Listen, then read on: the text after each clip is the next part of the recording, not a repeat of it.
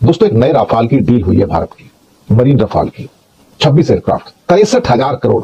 ये सौदा 63,000 करोड़ का है। नॉन 5th जनरेशन का एयरक्राफ्ट, 4.5 जनरेशन का एयरक्राफ्ट, वो भी 2,500 करोड़ का खरीदा गया। 63,000 करोड़ की डील की गई और वो भी 26 एयरक्राफ्ट। तो 63,000 करोड़ में खाली 26 रफाल कैसे लिए जा रहे हैं? आज का 7.2 बिलियन डॉलर्स है और 2016 में 8.5 बिलियन डॉलर्स में इंडिया ने 36 रफाल प्रोक्योर किए थे। तो उस समय पर यूनिट कॉस्ट हमें 236 मिलियन डॉलर्स पड़ा था। अगर आज की तारीख में आप पाकिस्तान चौथी पीढ़ी के लड़ाकू विमान सस्ते में ही नहीं बल्कि फ्री में भी दे दें तो भी वह नहीं खरीदेगा, क्योंकि उसे पता है कि ये विमान अब पुराने हो चुके हैं और उनका जमाना खत्म होने वाला है। वो एक तरफ J-35 खरीद रहा है और दूसरी तरफ कान फाइटर की तरफ भी बढ़ रहा है, जबकि हमारे यहाँ मोदी सरकार ने 63,000 करोड़ रुपए सिर्फ रफाल पर डुबा दिए। भाई बहुत बड़ी वो चीज है, ये बहुत बड़ा मसला है यहाँ पर। और यहाँ पर कौन आदमी है इस वक्त? दलाल, जो एजेंट, जो सब कुछ कर रहा है। पिछली बार भी ये राफेल का मामला दबा दिया गया, जिसके अंदर बड़े लेवल पे रिश्वतें दी गई और बड़े लेवल पे दलाली खाई गई। इस बार का दलाल कौन है इसके अंदर? कौन आ रहा है इसके अंदर? 2,500 करोड़ का कोई एयरक्राफ्ट हो ही नहीं सकता। मैं आपको बताऊं, एक भी एयरक्राफ्ट नहीं हो सकता दुनिया में। और भी स्टेल्थ फाइटर भी नहीं 2,500 करोड़ के, तो भाई उनकी कीमत भी 1,000 करोड़ के आसपास है। और मोदी जी को इतना राफेल क्यों पसंद है? मोदी जी को मैक्रो क्यों पसंद है और मैक्रो को मोदी क्यों पसंद है? क्या अंदर इन दोनों की भी कोई? दुनिया में बेहतरीन से बेहतरीन जो फाइटर एयरक्राफ्ट आते हैं वो 800 करोड़, 900 करोड़, 1,000 करोड़ के आसपास आ जाते हैं। चाइना के थोड़े उससे भी सस्ते हैं, रशिया के उससे भी सस्ते 500, 700 करोड़ में भी आ जाते हैं। बढ़िया से बढ़िया जो होते हैं। इवन जो ग्रिपेन है, सैब जो यूरोपियन है, वो भी बहुत बढ़िया फाइटर एयरक्राफ्ट है और उसकी कीमत मुश्किल से 500-600 करोड़ के आसपास है। जब भारत ने कुछ साल पहले करीब 55,000 करोड़ के 36 एयरक्राफ्ट राफेल लिए थे, तब भी ये भव्य तनी थी लोगों के चेहरे पर कि भाई 1,500 करोड़ का एक नॉर्मल एयरक्राफ्ट कैसे हो सकता है, जो कि 5th जनरेशन का स्टेल्थ फाइटर भी नहीं है, 4.5 जनरेशन का नॉन स्टेल्थ है वो, तो कि 1,500 करोड़ का एयरक्राफ्ट कैसे हो सकता है, जबकि मनमोहन सिंह की जो डील थी उससे काफी सस्ती थी। किसने दलाली खाई थी? सबको पता है। बीच में अंबानी का नाम आया था, अनिल अंबानी का नाम आया था, और लेकिन उस केस को दबा दिया गया। सुप्रीम कोर्ट में उस केस को ऊपर नहीं आने दिया गया। फ्रांस के अंदर जो केस अदालत में चल रहा था उसको भी शायद दबा दिया गया, उसको भी कैसे भी करके मैक्रो के द्वारा खत्म कर दिया गया। ये आपस में क्या डील है मोदी और मैक्रो के बीच में, हो क्या रहा है?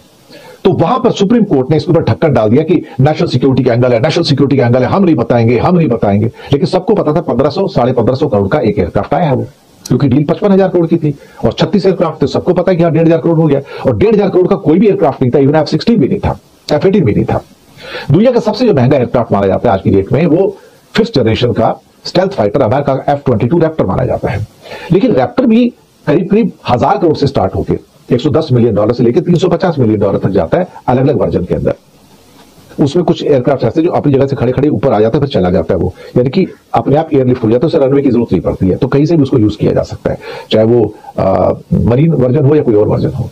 लेकिन नॉन 5th जनरेशन का एयरक्राफ्ट, 4.5 जनरेशन का एयरक्राफ्ट, वो भी 2,500 करोड़ का खरीदा गया। 63,000 करोड़ की डील की गई और वो भी 26 एयरक्राफ्ट की। भाई बहुत बड़ी वो चीज है, ये बहुत बड़ा मसला है यहाँ पर। और यहां पर कौन आदमी है इस वक्त? दलाल, जो एजेंट, जो सब कुछ कर रहा है। पिछली बार भी ये राफेल का मामला दबा दिया गया, जिसके अंदर बड़े लेवल पे रिश्वतें दी गई और बड़े लेवल पे दलाली खाई गई। इस बार का दलाल कौन है इसके अंदर? कौन आ रहा है इसके अंदर? 2,500 करोड़ का कोई एयरक्राफ्ट हो ही नहीं सकता। मैं आपको बताऊं, एक भी एयरक्राफ्ट नहीं हो सकता दुनिया में। और भी स्टेल्थ फाइटर भी नहीं है 2,500 करोड़ के, तो भाई उनकी कीमत भी 1,000 करोड़ के आसपास है।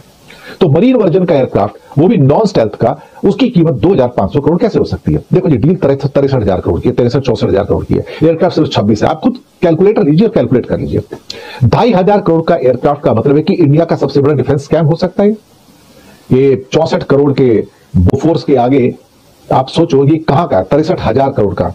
और मोदी जी को इतना राफेल क्यों पसंद है? मोदी जी को मैक्रो क्यों पसंद है और मैक्रो को मोदी क्यों पसंद है? क्या सिर्फ पाकिस्तान का एक 5th जनरेशन लड़ाकू विमान आपके सारे राफेल को एक झटके में उड़ा सकता है? आखिर क्यों हमारा देश चुप है? क्या मोदी सरकार हमें पाकिस्तान के सामने चारागाह बना रही है? क्यों इतना बड़ा पैसा कबाड़ जैसे विमानों में लगाया जा रहा है? सबसे बड़ी खबर यह है कि पाकिस्तान भविष्य की जंगों के लिए 5th जनरेशन स्टील्थ फाइटर की तरफ बढ़ रहा है, जिसे चीन तैयार कर रहा है और पाकिस्तान 2028 तक इसे अपनी वायुसेना में शामिल कर सकता है। J-33 को सिर्फ आधुनिक स्टील्थ डिजाइन के साथ ही नहीं, बल्कि इसमें नेटवर्क वॉरफेयर, AI सिस्टम्स और सेंसर फ्यूजन जैसी क्षमताएं भी दी जा रही हैं। इसका मतलब यह है कि पाकिस्तान आने वाले वक्त में वो ताकत हासिल कर लेगा जो अभी भारत के पास नहीं है। पाकिस्तान तुर्की के साथ कान या TFX जैसे 5th जनरेशन प्रोग्राम में साझेदारी के संभावनाओं को भी देख रहा है। तुर्की का ये प्रोग्राम F-35 का विकल्प है और अगर पाकिस्तान इसमें शामिल होता है तो उसे सिर्फ आधुनिक विमान ही नहीं मिलेंगे, बल्कि तकनीकी क्षमता, आत्मनिर्भरता, सेल्फ रिलायंस और अपनी रक्षा इंडस्ट्री को मजबूत करने का अवसर भी मिलेगा। भारत जहां सिर्फ खरीदारी पर जोर दे रहा है, पाकिस्तान टेक्नोलॉजी प्राप्त करने और उसे अपनी धरती पर बनाने की सोच रखता है।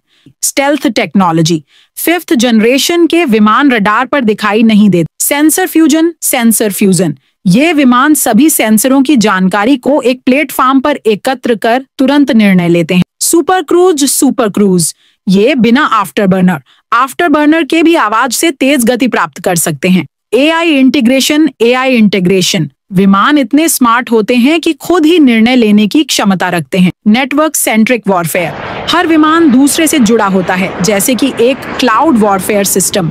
अब इन सभी विशेषताओं को ध्यान में रखकर देखा जाए तो राफेल इनमें से ज्यादातर क्षमताओं से वंचित है, जबकि पाकिस्तान जिस रास्ते पर जा रहा है वह इन सभी फीचर्स की तरफ बढ़ रहा है। पाकिस्तान सिर्फ विमानों तक नहीं रुका, बल्कि वो चीन और तुर्की के साथ मिलकर ड्रोन टेक्नोलॉजी में भी बड़ी तरक्की कर चुका है। बुराक, शाहपर और अब एंका और बायरेक्टार जैसे ड्रोन के साथ साझेदारी पाकिस्तान को वो ताकत दे चुकी है जो पहले सिर्फ अमेरिका या चीन के पास थी। भारत ने इस फील्ड में देरी की और अब वो इजराइल और अमेरिका से महंगे ड्रोन खरीदने की कोशिश कर रहा है।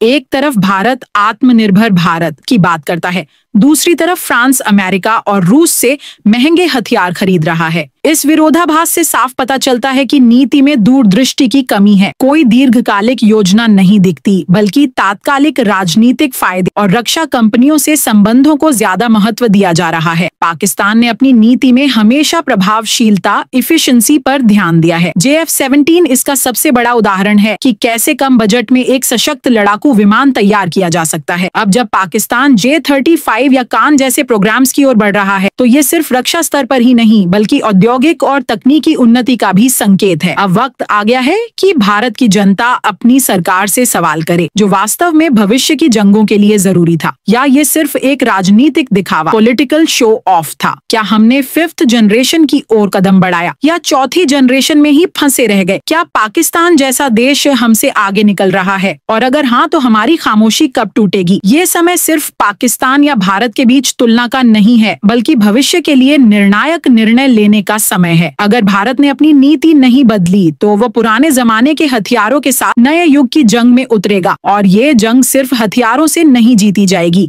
बल्कि दृष्टिकोण, स्मार्ट इंटीग्रेशन और रणनीति स्ट्रैटेजी से जीती जाएगी। पाकिस्तान ने यह समझ लिया है, क्या भारत भी समझेगा?